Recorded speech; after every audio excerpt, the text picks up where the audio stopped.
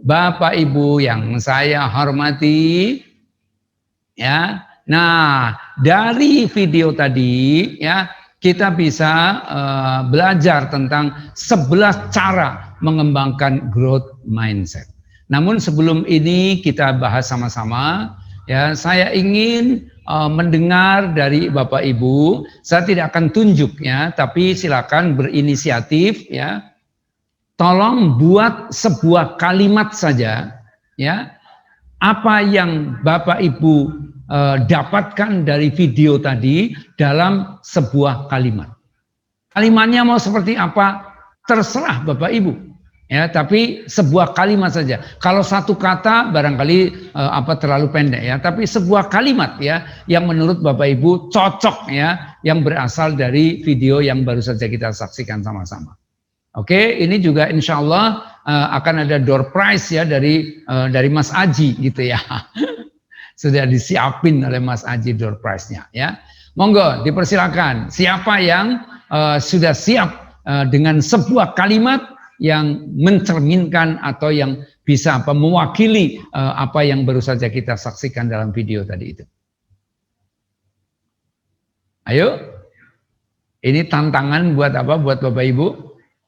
Ya, membuat kalimatnya pendek aja nggak usah panjang-panjang lah gitu ya. Ayo siapa?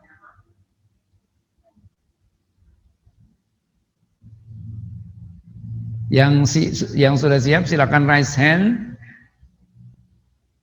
kemudian di unmute gitu ya. Oke, ada yang mana nih? Fitrian Pambudi, silakan, ayo.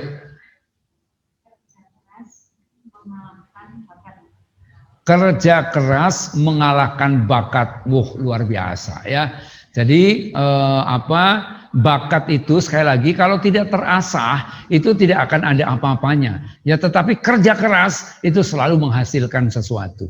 Ya, kenapa? Karena hasil tidak pernah mencederai proses. Kira-kira gitu. Terima kasih ya dari Fitrian Pambudi. Kemudian dari Mas Adi tadi ya, nothing is impossible. Semua bisa dicapai. Top Marco top ini ya. Jadi tidak ada yang tak mungkin ya. Silakan Mas Aji aktif mencatat dulu Mas ya. Yang sudah menjawab siapa gitu ya. Oke. Ada lagi nih Asmorogu. Keterbatasan itu ada. Tetapi pilihan ada di tangan kita. Berkembang atau tenggelam dalam keterbatasan. Luar biasa. Ternyata apa? Anda semuanya itu layak jadi inspirator, layak jadi motivator. Cuman apa? Gak usah terlalu dikembangkan. Nanti saya terlalu banyak saingan, kira-kira gitu. Ya, silakan yang sudah punya rezeki di Sari Husada, tekuni Sari Husada. Insya Allah akan jadi sumber kesejahteraan, gitu ya. Oke, terima kasih banyak. Nah, apa yang disampaikan dalam video tadi, ya, mari kita saksikan sama-sama ya. Yang pertama. Ya, teman-teman, sahabat-sahabat, ya.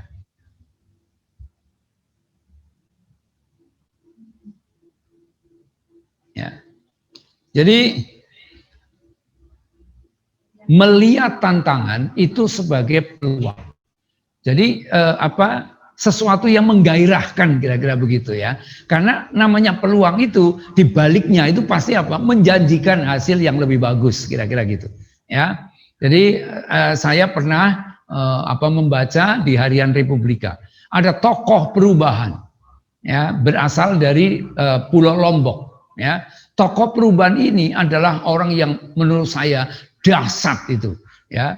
Orang kampung itu tidak terlalu tinggi pendidikannya tapi punya ambisi yang luar biasa. Apa itu ambisinya?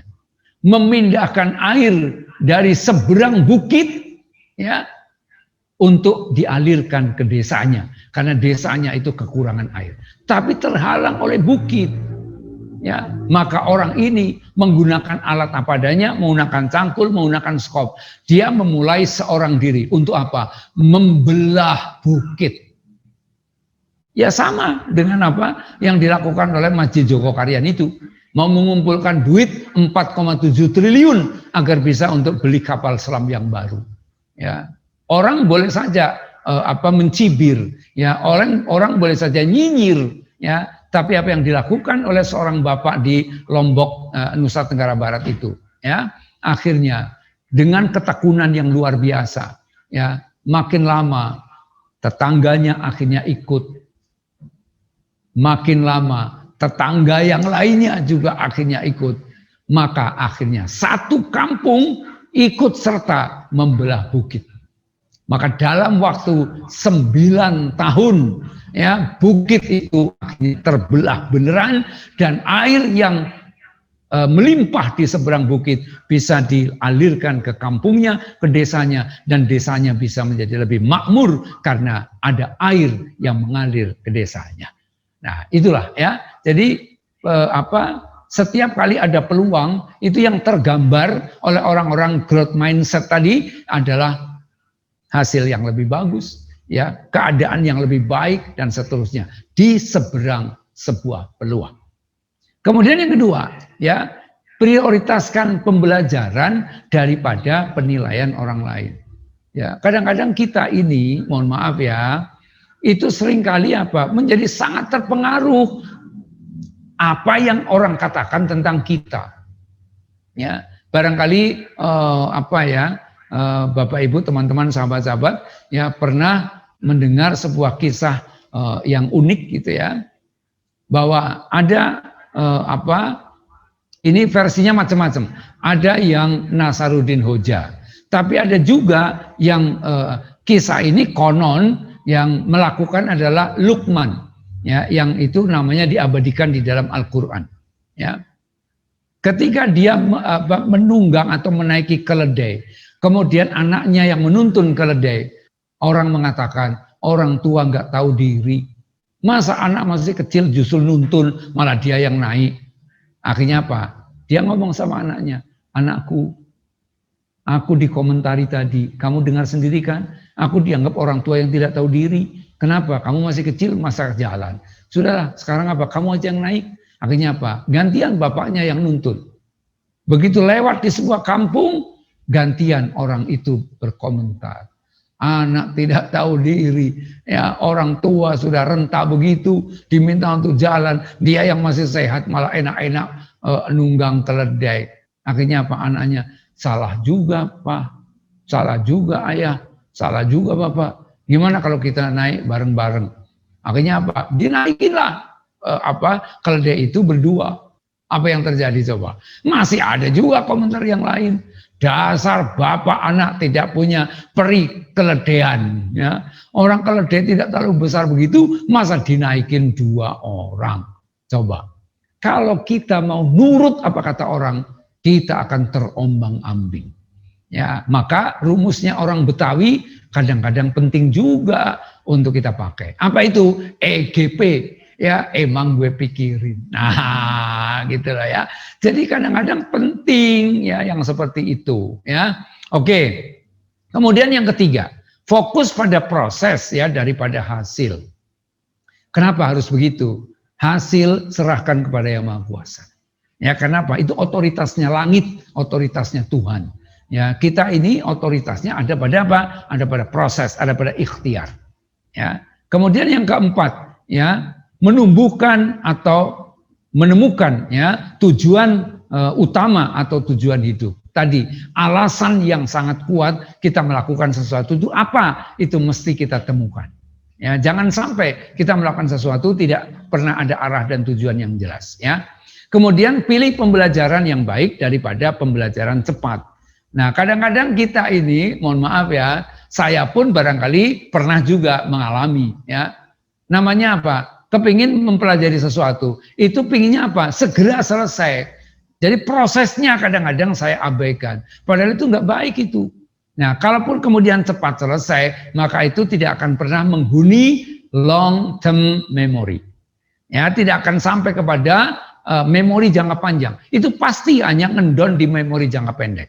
Ya, yang barangkali 1, 2, 3 hari masih ingat, tapi hari yang keempat, kelima sudah lupa. Kenapa? Karena tidak pernah masuk kepada long term memory. Ya. Nah, kemudian yang keenam, berbuat kesalahan bukan berarti gagal. Ya, salah adalah sebuah proses pembelajaran juga. Ya, kita akhirnya bisa mengetahui, oh cara seperti ini ternyata tidak efektif. Ya, samalah seperti yang dinyatakan oleh Thomas Alva Edison. Ya, ketika dia berbuat 1000 kesalahan, kemudian 1001 baru berhasil, lalu dia mengatakan, saya telah mengetahui ada 1000 cara yang harus saya tinggalkan. Oh gitu lah. Bukan kemudian dia meratapi, sudah 1000 kali aku gagal. Nggak ada kalimat seperti itu. Ya. Kemudian yang ketujuh, ya, belajar dari kesalahan orang lain. Jadi kita tidak perlu kemudian semua harus kita alami. Ya, kita bisa iktibar, kita bisa mengambil pelajaran dari orang lain. Lalu yang kedelapan, belajar untuk menerima kritik yang membangun. Meskipun itu tidak nyaman, meskipun itu tidak ringan, tidak mudah, tapi yuk coba kita lakukan. Ya. Kemudian yang kesembilan, tumbuhkan ketabahan. Ya, jadi tabah dalam menerima cobaan. Tabah dalam menerima ujian-ujian yang tidak mengenakkan kita. Ya, termasuk Tuhan memberikan kepada kita pandemi. Ya, tapi kalau kita mau cari hikmahnya banyak sekali. Ya, Bapak Ibu pernah dapat cerita dari orang tua kalau zaman dulu pernah terjadi flu Spanyol. Ya, ada jutaan manusia yang meninggal karena flu Spanyol. Itu cuman cerita. Ya, tapi hari ini Bapak Ibu tidak hanya cerita, Bapak Ibu menjalani suasana pandemi yang bisa diceritakan kepada anak cucu kita kelak kemudian hari. Ya, kemudian yang ke-10, ya, tentukan tujuan baru untuk setiap pencapaian yang berhasil. Ya, jadi jangan pernah kemudian setelah berhasil lalu mandek. Ya, segeralah membuat tujuan yang baru lagi. Ya. Seperti halnya kita ini menaklukkan bukit demi bukit. Ya, 1 sudah terlampaui, tentukan yang kedua. 2 sudah terlampaui, tentukan yang ketiga. Ya, seperti Tour de France ya, atau Tour de Java. Ya, ada etape 1, etape 2, etape 3 dan seterusnya. Jangan berhenti pada etape 1 aja. Kenapa? Itu bagian dari perjalanan panjang. Ya, dan yang ke-11, Bapak Ibu yang saya hormati, ingat bahwa kesuksesan dalam bentuk apapun butuh waktu. Tidak simsalabim abrakadabra. Ya, proses selalu harus kita ikuti. Ya, inilah 11 cara mengembangkan growth mindset.